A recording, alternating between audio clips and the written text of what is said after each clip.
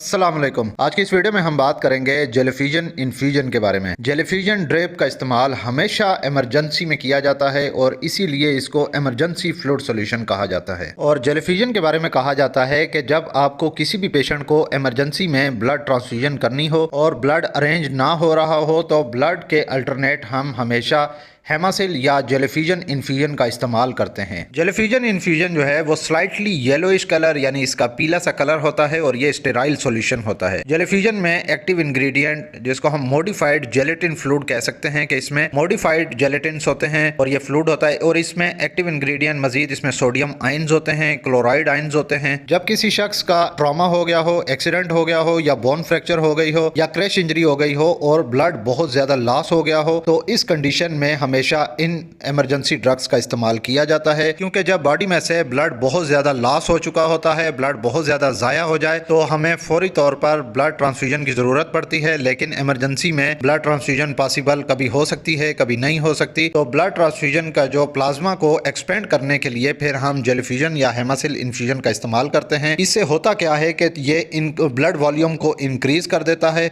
और इसके अलावा कार्डिक आउटपुट को भी ये इंक्रीज कर देता है, स्ट्रोक को इंप्रूव कर देता है, स्ट्रोक वॉल्यूम को जो है इंक्रीज कर देता है, जिससे जो ब्लड प्रेशर बहुत ज्यादा कम हो जाता है, पेशेंट हाइपोवॉल्यूमिक शॉक में चला जाता है, उस कंडीशन से निकालने के लिए यानी मरीज को मौत के मुंह से निकालने के लिए जेलिफिजन इन्फ्यूजन का इस्तेमाल करता है, जो कि ब्लड प्रेशर को इंक्रीज करता है, स्ट्रोक वॉल्यूम को इंक्रीज करता है, कार्डिक आउटपुट को इंक्रीज करता है, जिससे ब्लड का जो प्लाज्मा है वो इंक्रीज हो जाता है और ये यूरिनरी आउटपुट को भी इंक्रीज कर देती है। और जेलिफिजन इन्फ्यूजन का एक सबसे बड़ा फायदा यह है कि ये इलेक्ट्रोलाइट्स को डिस्टर्ब नहीं करता। जिस तरह दूसरी इन्फ्यूजन हमारी बॉडी में इलेक्ट्रोलाइट्स को डिस्टर्ब कर सकती हैं तो इस इन्फ्यूजन से इलेक्ट्रोलाइट डिस्टर्ब नहीं होते। इसके अलावा अगर किसी पेशेंट की सर्जरी के दौरान बहुत ज्यादा ब्लड लॉस हो जाए, जैसा कि आर्थो के केसेस में, यानी कि अगर बोन फ्रैक्चर हो और बोन फ्रैक्चर को रिपेयर करने के लिए ऑपरेशन करने पड़ते हैं, सर्जरी करनी पड़ती है, तो सर्जरी के दौरान अगर ब्लड बहुत ज्यादा लॉस हो जाए या इसके अलावा गायनी केसेस में ड्यूरिंग डिलीवरी बहुत ज्यादा ब्लड लॉस हो जाए, सी सेक्शन के दौरान या नॉर्मल डिलीवरी के दौरान, या अक्सर पेशेंट सी सेक्शन के बाद पीपीएच यानी कि पोस्टमार्टम हेमरेज में चले जाते हैं जिसमें ब्लड बहुत ज्यादा लॉस हो जाता है, तो उस ब्लड लॉस को ब्लड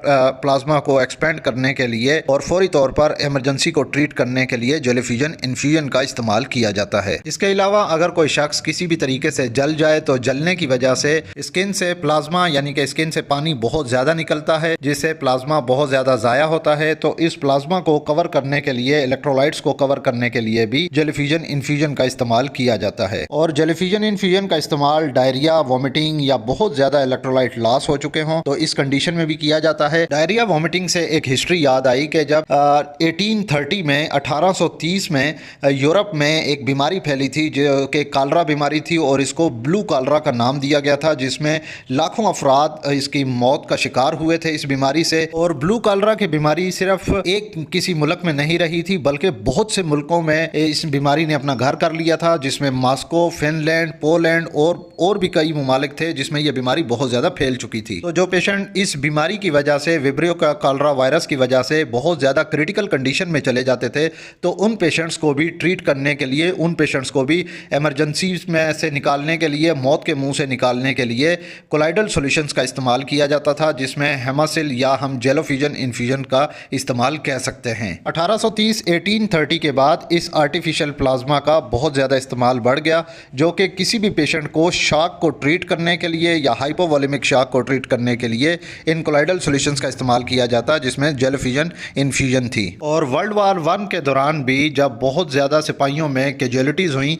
यानी जंग के दौरान जो सिपाही बहुत ज़्यादा ज़ख्मी हुए और ज़ख्मी होने की वजह से ब्लड बहुत ज़्यादा लॉस हुआ, तो उन सिपाहियों को भी ट्रीट करने के लिए, शॉक से निकालने के लिए, हाइपोवॉल्यूमिक शॉक को ट्रीट करने के लिए कोलाइडल सॉल्यूशंस का इस्तेमाल किया गया। इसके अलावा जेलिफिजन इन्फ्यूजन का इस्तेमाल ऐसे पेशेंट्स, जिन पेशेंट्स में बॉडी वीकनेस बहुत ज़्यादा हो चुकी हो और स्पेशली ऐसे अफराद जो ओल्ड एज के हों, यानी जिनकी उम्र बहुत ज़्यादा हो और वो खा पी सही तरीके से ना सकते हों, तो उन अफराद में भी इसका इस्तेमाल किया जाता है। या ऐसे पेशेंट्स जो बहुत ज़्यादा सिक रहे हों, यानी कि बहुत ज़्यादा बीमार रहे हों और किसी भी बीमारी की वजह से या लंबे अरसे की बीमारी की वजह से जिस्म में बहुत ज़्यादा कमज़ोरी हो चुकी हो, और उस कमज़ोरी को ट्रीट करने के लिए भी जेलिफिजन इन्फ्यूजन का इस्तेमाल किया जाता है। जाता है, क्योंकि उन पेशेंट्स में, उन अफराद में खाना पीना इतना अच्छा नहीं होता या वो खा पी नहीं सकते, तो उन पेशेंट्स को ट्रीट करने के लिए, जनरलाइज बॉडी वीकनेस को ट्रीट करने के लिए भी जेलिफिजन ड्रिप का भी इस्तेमाल किया जाता है। अब हम बात करते हैं कि जेलिफिजन इन्फ्यूजन का इस्तेमाल कैसे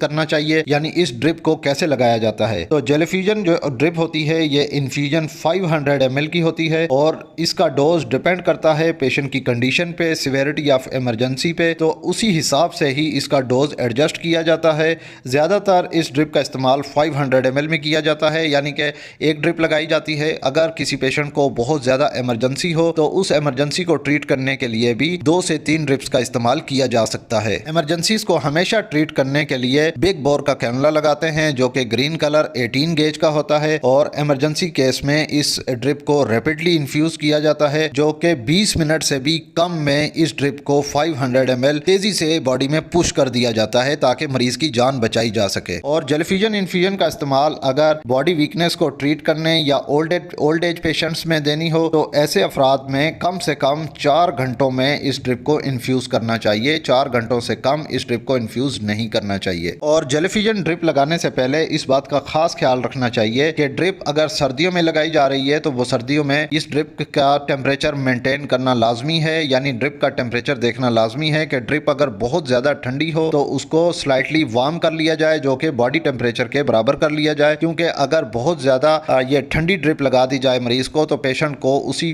वक्त ही शिवरिंग स्टार्ट हो जाएगी और पेशेंट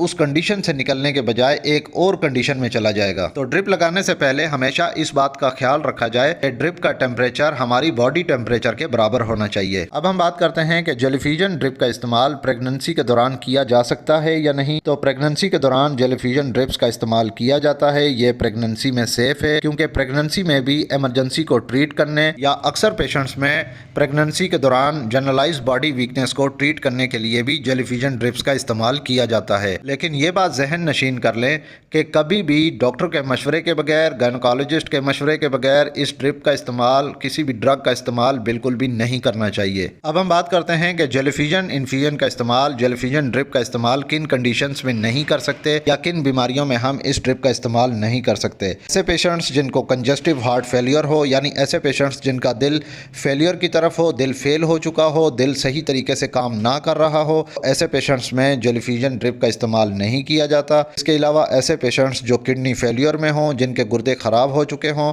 ऐसे पेशेंट्स में भी जेलिफिजन ड्रिप्स का इस्तेमाल नहीं किया जाता। इसके अलावा ऐसे पेशेंट्स जिनकी बॉडी में एडिमा हो, यानी कि बॉडी में बहुत ज़्यादा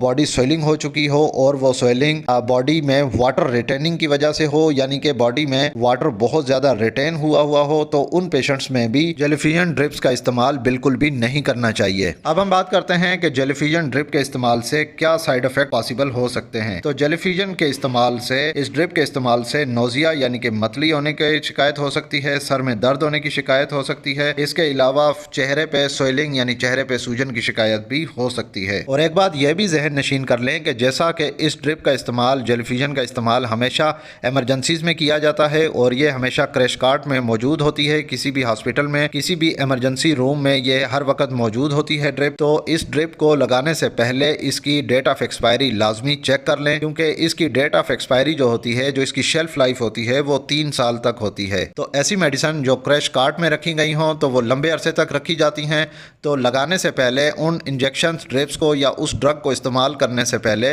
हमेशा उसकी सबसे पहले डेट ऑफ एक्सपायरी लाजमी चेक करनी चाहिए। ये वीडियो आपको कैसी लगी कमेंट करके लाजमी बताइएगा। इस वीडियो को लाइक कीजिएगा और अगर आप मजीद ऐसी हेल्थ से रिलेटेड मेडिकल इंफॉर्मेशन की वीडियोस देखना चाहते हैं तो मेरे इस यूट्यूब चैनल मेडी हेल्थ एंटरप्राइजेस को सब्सक्राइब कर लें और साथ ही बेल आइकन का बटन ऑन कर लें ताकि हर नए आने वाली वीडियो का नोटिफिकेशन आपको मिल सके। तो मिलते हैं नेक्स्ट वीडियो में, तब तक के लिए अल्लाह हाफिज़।